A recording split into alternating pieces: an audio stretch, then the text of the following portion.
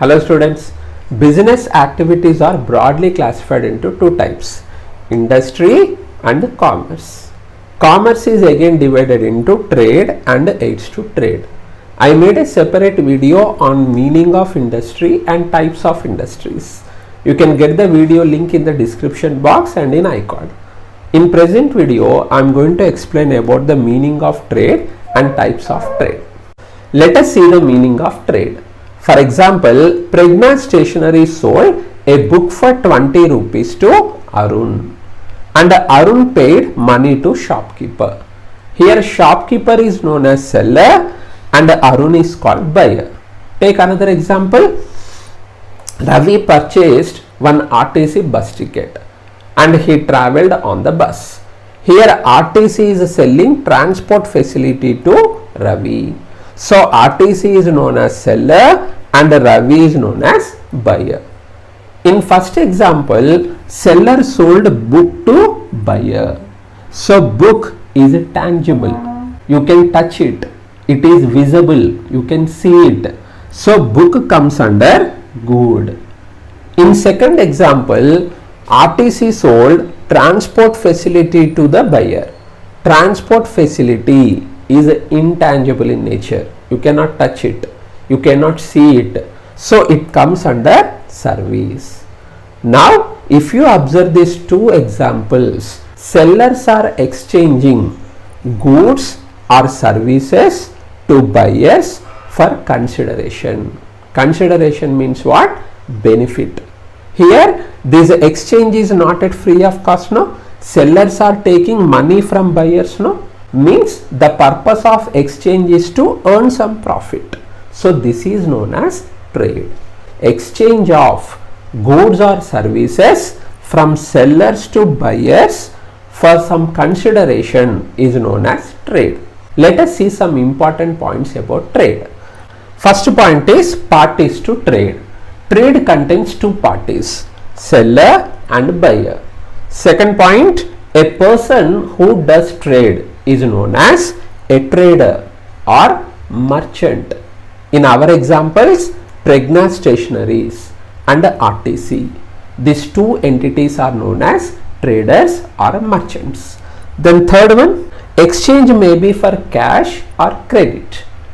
In this example, seller sold product to the buyer and immediately buyer paid money to seller. So this exchange is known as cash exchange. For example, buyer postponed the payment. Say today buyer took the product and the payment is made after 1 week. Here this exchange is called a credit exchange or credit trade. Then last point is trade creates possession utility to a product. Utility means benefit. Possession means having. For example, take this duster. This is one product. Who needs this product? A teacher. Now this product is in the right person's hands. Thus this product is having possession benefit and this benefit is given by the trade.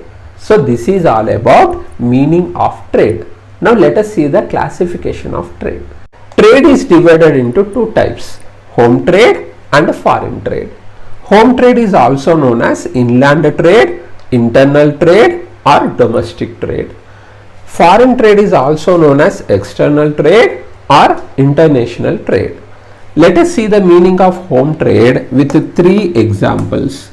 In these three examples, sellers are selling goods to buyers. Means these three come under trade. And in first example, seller is living in Koti, buyer is living in Dilshanagar. Means both belong to same city, Hyderabad. In second example, seller is living in Karimnagar, buyer is living in Hyderabad. Means both come under same state, Telangana. In third example, seller is living in Hyderabad, which belongs to Telangana state, and buyer is living in Guntur, which belongs to Andhra Pradesh state. Means here trade is between two states. Come to the first example. If a trade is limited to the boundaries of one city or one village, the trade is known as local level trade. Come to second example. If trade is limited to the boundaries of one state, the trade is known as state level trade or intra-state trade. Come to third example. If trade is between two states, that trade is known as national level trade or interstate trade. In first example, generally perishable goods are sold, daily used goods are sold, such as vegetables, eggs, meat, milk, etc. And in second example, the goods are restricted by the state government for the movement outside the state borders. In third example, goods are manufactured in one locality, but they are used by the people who are living throughout the country. For example, take apples. They come from Kashmir, but they are purchased by the people who are scattered throughout the country. Similarly, oranges. They come from Nagpur, but they are purchased by the people of all states of the country. Now come to the meaning of home trade. Observe these three examples. There is a common point. Seller and buyer both belong to the same country, that is India. So home trade means selling and buying of goods and services within the political and geographical boundaries of one country. Now let us see some more important points of home trade. First point is no custom duty. Take foreign trade. Suppose one Indian trader is selling goods to another country. In other words, Indian trader is exporting goods to another country. Then he has to pay tax to Indian government, means to custom officers. Similarly, if he is buying goods from another country, in other words, if he is importing goods from another country, then also he has to pay tax to Indian government. So the tax which is paid on exports or imports is known as custom duty. But in case of home trade, no custom duty is levied on purchases and sales. Then second point is legal tender. In case of trade, after taking the delivery of goods or services, buyer has to pay some consideration to seller, no?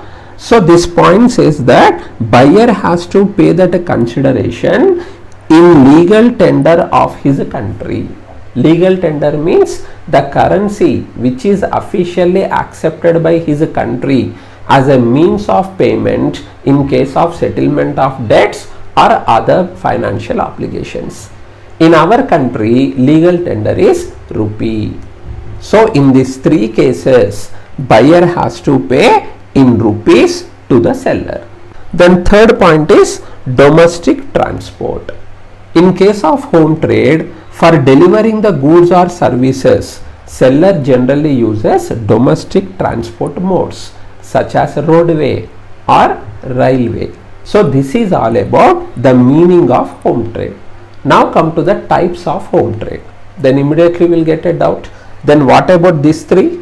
These three are not the types of home trade. How you have to understand these 3 points? Home trade may be at local level or at a state level or at a national level. Now we are going to learn the types of home trade. There are some products such as sugar, salt, soaps. These are manufactured by one person at one place, but customers for these products are scattered throughout the country. So one manufacturer cannot distribute these goods to that many places. Here manufacturer takes the help of mediators.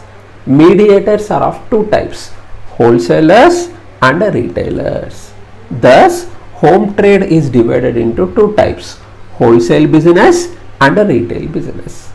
A person who is engaged in wholesale trade is known as a wholesaler, and a person who is engaged in retail trade is known as a retailer. Wholesaler is a mediator between manufacturer and a retailer. He purchases goods from manufacturer in bulk quantities and he sells to retailers in small quantities. Generally, he deals with a limited variety of goods, only rice business, stationery business, dry fruits business, etc. Now come to retailer. He is a mediator between wholesaler and customer. So he purchases goods from wholesaler and sells to ultimate customers in loose quantities. He may sell these goods at any place. He may sell in shop. He may sell at customer's house or on roads. Similarly, he may sell the goods in any manner. He may sell directly, or he may sell through phone or through internet. Only the thing is, as long as goods are directly sold to ultimate customer, that a trade comes under retail trade. And a retailer deals with a wide variety of goods. For example, take Big Bazaar. Big Bazaar comes under retail business. And you can see a wide variety of goods in Big Bazaar, no? So this is all about home trade. Now come to foreign trade. Before knowing the meaning of foreign trade, you must know about one theory, that is theory of comparative cost advantage. To manufacture products or services, traders require some resources like raw materials, labor, technology and capital. These resources are not evenly distributed among the countries. Therefore, one country cannot manufacture all goods which it requires. It can manufacture some goods at lowest cost. On the other hand, it cannot manufacture some goods in sufficient quantity, or it cannot manufacture those goods at lowest cost. So, instead of manufacturing each and every product, the products which it can manufacture at lowest cost are only manufactured by the country in huge quantity. That excess production will be sold by the country to other countries. Then foreign currency comes. With that amount, the products which it cannot manufacture are purchased by the country from other countries. Means every country has to depend on other countries, and every country is specialized in manufacturing a particular product. So this theory is known as comparative cost advantage theory. So this theory is the base for foreign trade concept. So foreign trade means the purchase and sale of goods and services between two or more than two countries. Seller will be in one country and buyer will be in another country. So one country currency is to be converted into other country currency. Similarly, to distribute the goods and services, seller may use international transport modes such as airway, waterway. Government controls countries' foreign trade by imposing number of rules and regulations. So let us see the classification of foreign trade. Foreign trade is divided into three types: export trade, import trade, entrepot trade, also known as re-export trade. Let us see the meaning of export trade. When a trader from home country sells goods or services to a trader in another country, it is called export trade. For example, a trader from India is selling goods to a trader who is situated in Dubai. This is known as export trade. Here India is called exporting country and Dubai is known as importing country. Export trade fetches foreign currency to exporting country.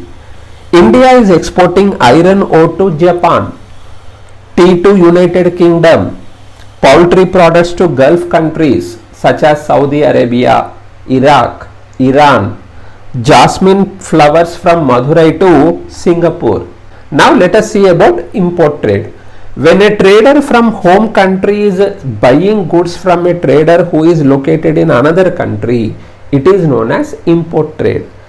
Suppose a trader from India is buying goods from a trader who is located in Japan.